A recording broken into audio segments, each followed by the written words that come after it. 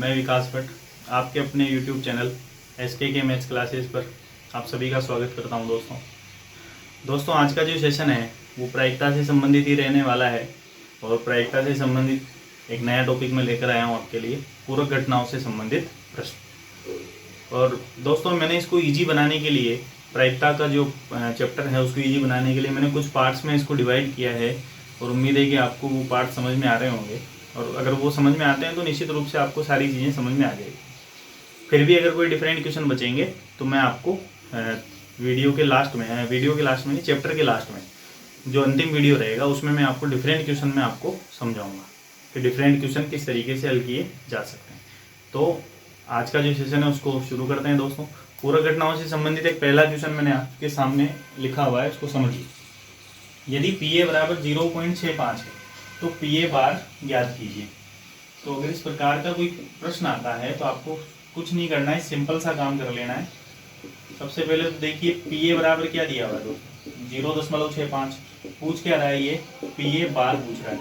दोनों में से कोई सा भी एक मान आपको दिया जा सकता है और दूसरा पूछा जा सकता है। उसके लिए आपको क्या करना है, सूत्र लगाना है। सूत्र आपको याद होगा, PA प्लस PA बार बराबर 1। आपको मैंने ये सूत्र लिखवाया था कि किसी घटना के अंदर ऐसी स्थिति बने कि अगर एक घटना घटित हो रही है, दूसरी घटित नहीं हो रही है, तो उस स्थिति के अंदर उनकी प्रायिकताओं का योग कितना होता है दोस्तों, 1 होता है, जिसको हम क्या बोलते हैं, पूरक घटनाएं। तो पूरक घटनाओं का जो संबंध है वो क्या है दोस्तों, PA plus PA bar equal to 1। तो ये मैंने लिख दिया है आपके सामने, जो मान है वो यहाँ लिख देते हैं। इसलिए PA की जगह क्या लिख दें, 0.65 और PA बार इसी तरीके से रख लेंगे, ऐसा कैसा बराबर 1। हमें मान ज्ञात करना है PA बार का, तो हम इसको तो यहीं रखते हैं, इसको इधर भेज देते हैं। ठीक है, यहाँ ये प्लस में जुड़ा हुआ है तो उधर जाते हैं क्या हो जाएगा, माइनस हो जाएगा। यानी यहाँ तो बचा दोस्तों PA बार बराबर 1 माइनस 0.65। ठीक है, 1 में से 0.65 घटा देंगे तो कितना बच जाएगा, देखिए PA बार बराबर कितना बचेगा दोस्तों, तो घटा के देख लीजिए आराम से, 1.00 और इधर आ गया 0.65। ठीक है, घटाएंगे, 10 में से 5 गया 5 और 9 में से 6 गया तो 3, यहाँ 0 हो जाएगा दोस्तों। ठीक है, तो ये हो गया 0.35।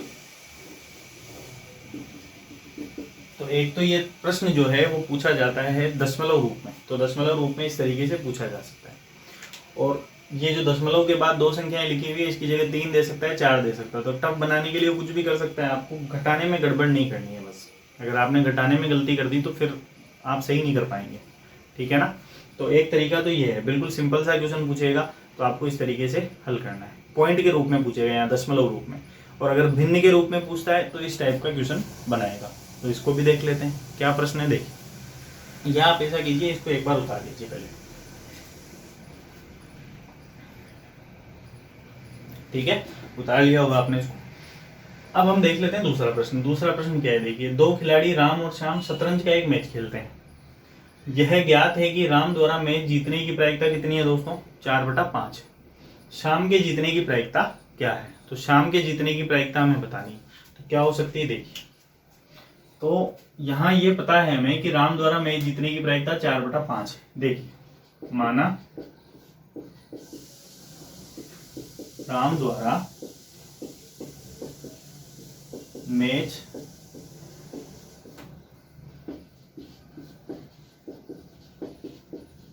जीतने की प्रायिकता PA बराबर 4/5।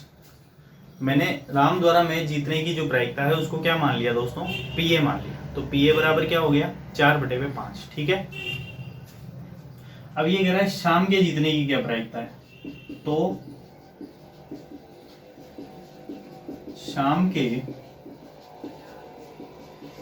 जीतने की प्रायिकता, ठीक है, बराबर। अब यहां समझिएगा दोस्तों, मैं इसको लिख रहा हूं PA बार।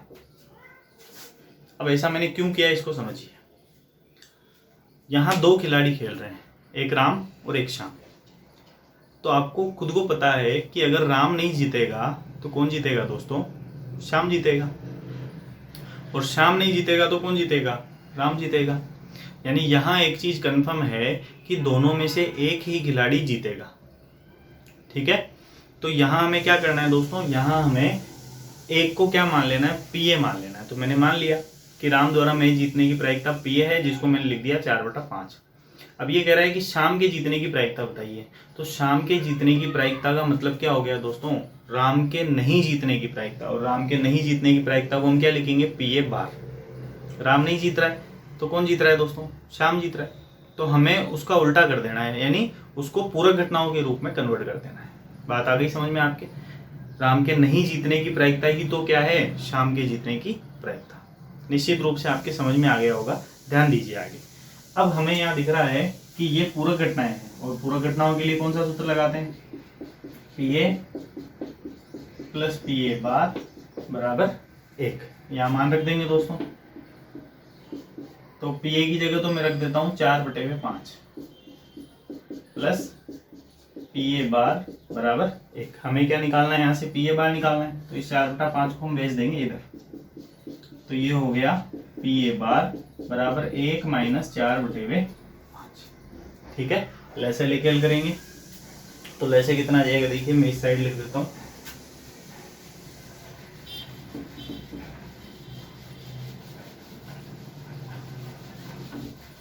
ध्यान दीजिए आगे। तो लैसा आ जाएगा दोस्तों इसका 5, नीचे 5 ही है तो 5 का लैसे क्या आ जाएगा, 5 भिन्न है तो लैसे लेके हल करना पड़ेगा। ठीक है, तो लैसा आ जाएगा इसका 5। लैसे में यहाँ हर नहीं है दोस्तों, हर नहीं है तो या तो डायरेक्ट गुणा कर लो या नीचे 1 मान के भाग लगा लो। तो मैं डायरेक्ट गुणा कर रहा हूँ, लैसा को मैंने अंश से गुणा किया तो 5 एकम 5। और लैसे में हर का भाग लगाएंगे 5 का, तो 5 एकम 5 यानी 1 आएगा। परिणाम 1 आ रहा है, जिसको किससे गुणा करना है, अंश से गुणा करना है। तो ये हो जाएगा दोस्तों 4। ठीक है, तो ये आ जाएगा कितना, पीए बार बराबर 1/5। ठीक है, तो इस तरीके से हम निकाल सकते हैं कि शाम के जीतने की प्रायिकता क्या होगी। और एक चीज और समझिएगा, यहाँ से नीचे दोस्तों आपको दिख रहा है 5। 5 का मतलब क्या है यहाँ, कि जो कुल मैच है ये 5 है। 5 का मतलब क्या है दोस्तों, कुल मैच 5 है। तो यहाँ है दोस्तों 4/5, यानी राम द्वारा मैच जीतने की प्रायिकता कितनी है, 4/5। समझिएगा इसको। 4/5 का मतलब क्या है कि 5 में से 4 मैच कौन जीत गया दोस्तों, राम जीत गया। बचा कितना, एक ही मैच बचा ना, तो प्रायिकता क्या हो जाएगी, 1/5। ये किसके जीतने की प्रायिकता है, शाम के जीतने। तो आप उत्तर की जांच भी कर सकते हैं कि अपना उत्तर सही है या नहीं है। ठीक है, तो इस तरीके से हम पूरक घटनाओं से संबंधित क्वेश्चनों को हल कर सकते हैं। ठीक है दोस्तों, एक बार इसको नोट कर लीजिए आप फटाफट।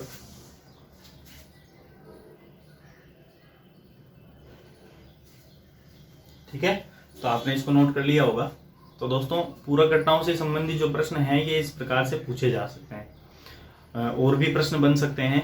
तो वहां आपको क्या करना है, एक घटना को पीए मान लेना है प्रायिकता को, और दूसरी को पीए बार मानते हुए हल करना है। अगर आपको लगे कि यार ये तो पूरक घटनाएं है, तो पूरक घटनाएं जहाँ भी आपको लगती है तो इस प्रकार से आपको डिवाइड कर देना है और सूत्र लगा देना है, PA plus PA bar equal to 1। ठीक है दोस्तों, तो इस तरीके से हमें हल करना है। एक प्रश्न और बता देता हूं मैं आपको। ठीक है, आप इसको नोट कर चुके होंगे, मैं एक प्रश्न और लिख देता हूं फटाफट। तो दोस्तों इस प्रकार का प्रश्न भी पूछा जा सकता है। प्रश्न देख लेते हैं क्या है। एक थैले में 5 लाल और 3 सफेद गेंद है। इस थैले में से एक गेंद यादृच्छा निकाली जाती है। यादृच्छा मतलब एक एक करके बिना परिणाम का पता लगाए। इसकी क्या प्रायिकता है कि गेंद सफेद हो और सफेद नहीं हो। तो यहाँ पता कैसे चला दोस्तों कि ये पूरक घटना से संबंधित प्रश्न है। यहाँ पता इस तरीके से चला कि इसने एक घटना तो लिख दी पॉजिटिव रूप में और उसी का उल्टा आगे लिख दिया। इसी को तो पूरक घटना बोलते हैं कि अगर दो घटनाएं एक दूसरे की उल्टी है तो उसको क्या कहेंगे दोस्तों, पूरक घटनाएं कहेंगे। ठीक है, तो मैं एक को पीए मान लेता हूँ, दूसरी पीए बार हो जाएगी। ध्यान दीजिए, सॉल्यूशन इसका निकालते हैं। सबसे पहले जो लाल गेंद है दोस्तों वो कितनी है, लाल गेंदे बराबर है 5।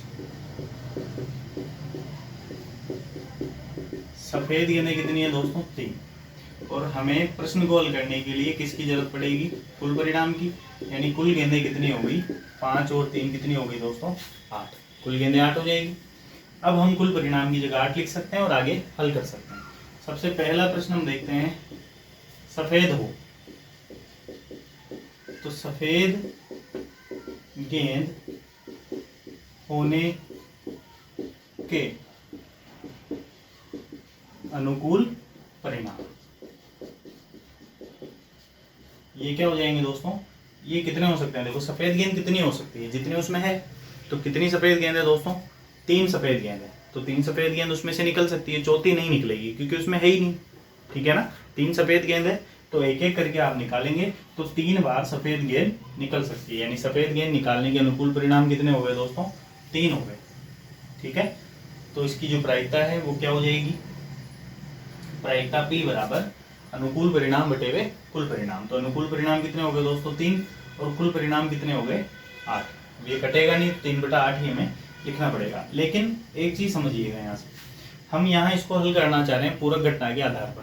तो हम सफेद गेंद के होने के अनुकूल परिणाम 3 लिख रहे हैं, और इसकी जो प्रायिकता लिखेंगे ना दोस्तों, वो लिखेंगे हम P। ठीक है ना, माना P। तो P बराबर 3/8 हमने मान लिया। और P किसको रिप्रेजेंट कर रहा है, P रिप्रेजेंट कर रहा है दोस्तों सफेद गेंद निकालने की प्रायिकता को। ठीक है, P किसको रिप्रेजेंट करेगा, सफेद गेंद निकालने की प्रायिकता को। अब हम निकाल लेते हैं P बार, यानी सफेद गेंद नहीं हो तो नहीं होने की प्रायिकता P बार हो जाएगी दोस्तों। ठीक है, समझिए। ये दूसरा प्रश्न है इसका, सफेद गेंद नहीं होने की प्रायिकता, तो इसको हम लिख देते हैं दोस्तों PA बार। ठीक है, तो मैंने इसको पूरक घटना में डिवाइड कर दिया, और आपको पता है पूरक घटना मतलब क्या हो गया, एक दूसरे की उल्टी घटना है। तो मैंने इसको पूरक घटना के हिसाब से लिख दिया है। ठीक है, आगे ध्यान दीजिए थोड़ा, क्या कर सकते हैं आगे। हमें पता है पूरक घटना में क्या संबंध होता है, PA प्लस PA बार बराबर 1। दोनों में से एक हमें पता है, तो हम आसानी से हल कर सकते हैं। इसलिए PA की जगह तो मैं लिख देता हूँ दोस्तों 3/8 प्लस PA बार बराबर 1। 3/8 को इधर भेज देंगे, यहाँ प्लस में उधर जाते हैं, क्या हो जाएगा दोस्तों, माइनस हो जाएगा। तो PA बार बराबर क्या हो गया, 1 - 3/8। तो ये आ जाएगा दोस्तों PA बार बराबर लैसे कितना हो गया इसका, 8 हो गया। 8 को किससे गुणा करेंगे दोस्तों, अंश से, यानी 1 से, तो 8 × 8। लैसे में भाग लगाएंगे हर का, तो 8 का भाग लगाने पर 8 × 8। 1 को किससे गुणा करेंगे, 3 से, तो ये 3 कितना हो जाएगा, PA बार बराबर 8 में से 3 गया तो 5/8। तो पूरक घटना के हिसाब से आप इस प्रश्न को इस तरीके से हल कर सकते हैं। ठीक है, और समझिए यहाँ से एक चीज आपको समझ में आ रही होगी कि PA बराबर 3/8 है। PA किस चीज का मतलब है, PA का मतलब क्या है दोस्तों, यहाँ PA का मतलब है सफेद गेंद निकालने की प्रायिकता, यही मतलब है। तो सफेद गेंद निकालने की प्रायिकता 3/8 है, यानी हम ये समझ सकते हैं कि कुल गेंदें 8 है। 8 में से 3 गेंद कैसी है दोस्तों, सफेद है।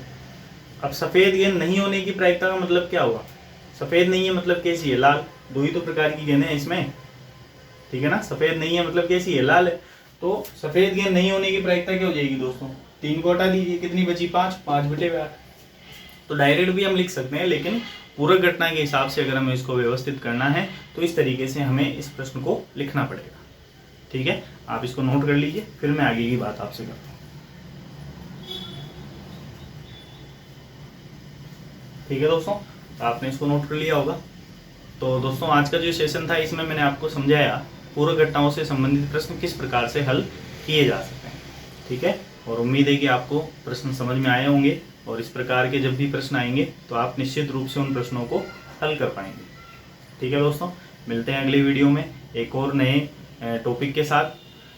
क्योंकि दोस्तों चैप्टर तो हमारा वही चल रहा है प्रायिकता, टॉपिक हमारे चेंज होते रहे, क्योंकि टॉपिक में आपको मैं पहले ही समझा चुका हूँ, डिवाइड करते हुए पढ़ा रहा हूँ ताकि आप टुकड़ों में समझ सके और अच्छे से समझ सकें। तो अगला जो टॉपिक है उसको लेकर जल्द ही मिलते हैं। आज के लिए बहुत बहुत धन्यवाद दोस्तों। जय हिंद, जय भारत।